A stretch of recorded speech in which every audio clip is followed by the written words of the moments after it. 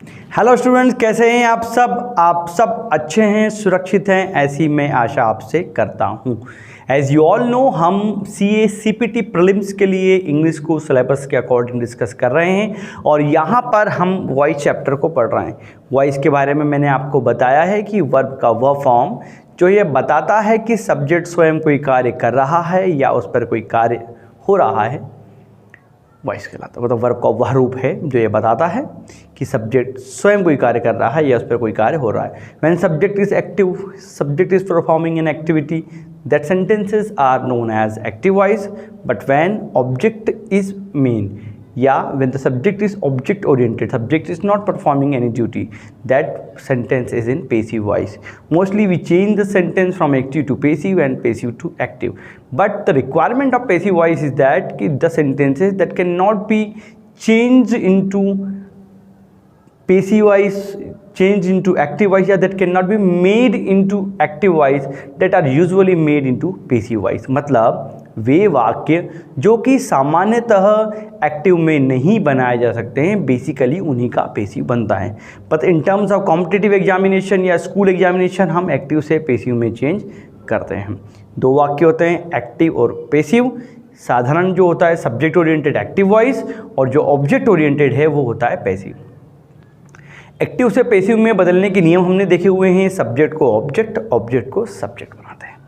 Tense की helping verb लगाते हैं। कंटिन्यूअस में बीइंग, परफेक्ट में बीन और मॉडल में बी लगाया जाता है। वर्ब की थर्ड फॉर्म हमेशा होती है, साथ में होता है बाय। ये सारी चीज़ें आपको पता है। प्रोनाउन में चेंजेस हमने पढ़ा है। आई बन जाता है मी, वी बन जाता है अस, यू रहता है you, he him, she her, it. मतलब सारे नॉमिनेटिव केस प्रोनाउन दोस्तों ऑब्जेक्टिव केस में तब्दील कर दिए जाते हैं, चेंज कर दिए जाते हैं। ठीक है, आपने लास्ट वीडियो ज़रूर देखा होगा जहाँ हमने प्रेजेंट सिंपल टेंस को पेसिव में चेंज किया था। एक सेंटेंस मैंने आपको एज अ होमवर्क भी दिया था, आपने आई होप किया होगा। कई स्टूडेंट ने मुझे आंसर भी किए हैं। तो हम देखते हैं क्या लिखा था। राहुल टीचर्स हिंदी। नंबर 1 नियम, सब्जेक्ट को ऑब्जेक्ट, तो ऑब्जेक्ट यानी कि राहुल एंड में चला गया। ऑब्जेक्ट को सब्जेक्ट मतलब हिंदी शुरू में आ गया, सेंटेंस की बिगिनिंग में आ गया, ये आप जानते हैं। ठीक है, आप प्रेजेंट सिंपल टेंस है क्योंकि वर्ब में एस लगा हुआ है, तो यहाँ हिंदी सिंगुलर सब्जेक्ट है, लग जाएगा एस। देन वर्ब की थर्ड फॉर्म, टीच की थर्ड फॉर्म होती है टॉट, ये टॉट, और फिर लगेगी वर्ब की थर्ड फॉर्म के बाद बाय, और ये हो गया राहुल। क्या मतलब हुआ, Hindi is taught by Rahul, मतलब हिंदी राहुल के द्वारा पढ़ाई जाती है। समझ में आ गई बात आपको। तो ये था एक आपका प्रैक्टिस क्वेश्चन जो कि मैंने आपको होमवर्क में दिया था। आप अपने आंसर को इस आंसर से टैली कर सकते हैं। In case of difficulty you can make me a call और टेक्स्ट मी। ठीक है, चलते हैं आगे।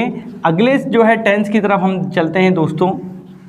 हमने प्रेजेंट सिंपल पढ़ लिया था, अब हम बात कर रहे हैं प्रेजेंट कॉन्टिन्यूअस, जिसको हम प्रेजेंट प्रोग्रेसिव भी कहते हैं।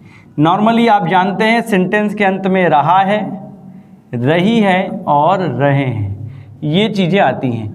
अच्छा, ये वीडियो इक्वली इम्पॉर्टेंट हैं उन स्टूडेंट्स के लिए जो कि स्पोकन में जो है अपनी पकड़ बनाना चाहते हैं कि they should have a fluency in English, they should have fluency in English.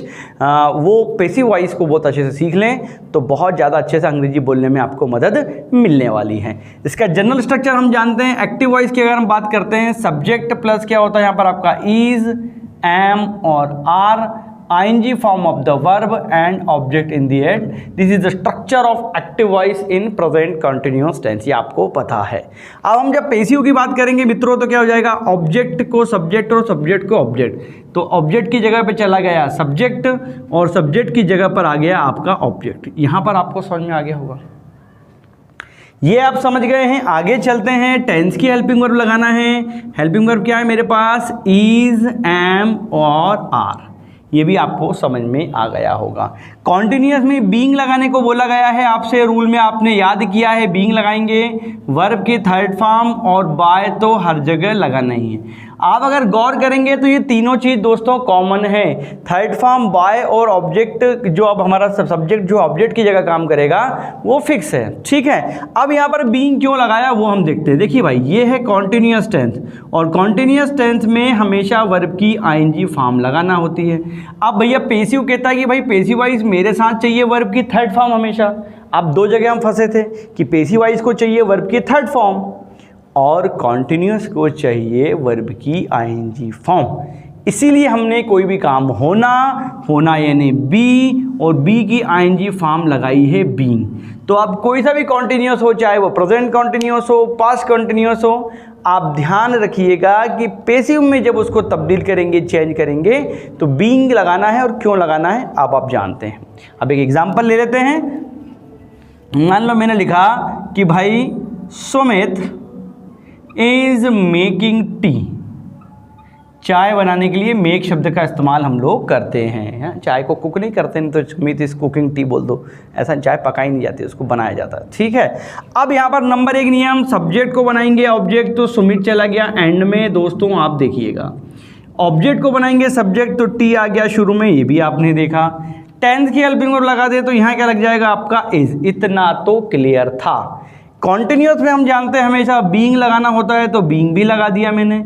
अब क्या होगा, वर्ब की थर्ड फॉर्म, मेक की थर्ड फॉर्म होती है मेड, और अंत में आ गया इसके बाय।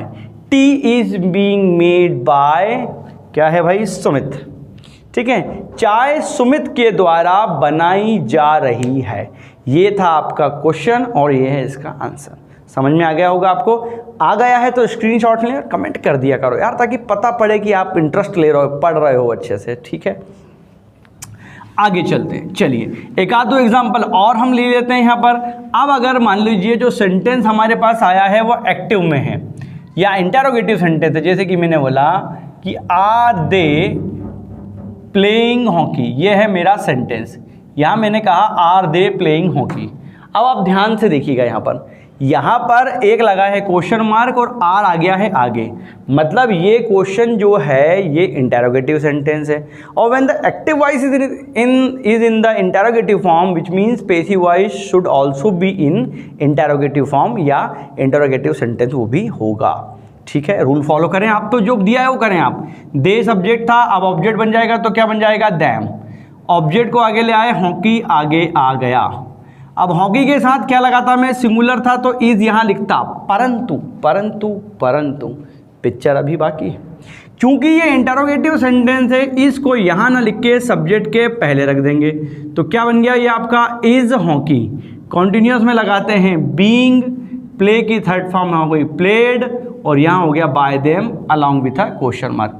मतलब कुल मिला के आपने देखा कि आपने जनरल एक सेंटेंस ही बनाया है, बस हेल्पिंग वर्ब को सब्जेक्ट के बाद में लगा के पहले लगा दिया गया है, जो कि इंटरोगेटिव सेंटेंस का रूल है, ये आप अच्छे से जानते हैं।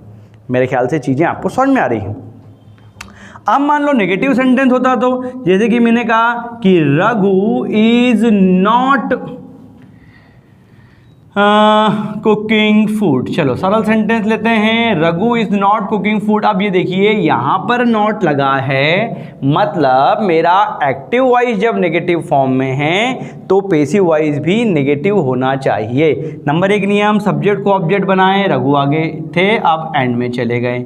ठीक है, ऑब्जेक्ट को सब्जेक्ट बनाएं, फूड आ गया सब्जेक्ट के स्थान पर। अब चूंकि टेंस की हेल्पिंग वर्ब लगाना है, फूड सिंगुलर है, तो क्या लग गया यहाँ पर आपका इज। एक बात और याद रखेंगे, ये हेल्पिंग वर्ब जो है नए सब्जेक्ट के अकॉर्डिंग लगेंगे।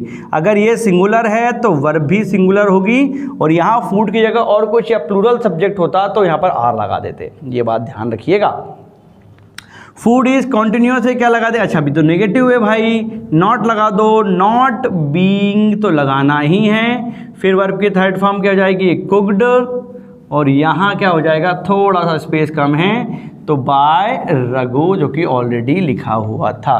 कुल मिला के थोड़ा सा प्रेजेंस ऑफ माइंड लगाना है कि एक्टिव में सेंटेंस जैसा है मित्रों, पैसिव में भी वैसा ही रहेगा। तो ये था आज का वीडियो, जहाँ पर अपन ने प्रेजेंट कंटिन्यूअस टेंस को देखा। आई होप आपको समझ में आया होगा। समझ में आया है तो लाइक कमेंट करके मेरा उत्साह जरूर बढ़ाइएगा। फिर मुलाकात होगी अगले वीडियो में। Till then keep learning. जय हिंद।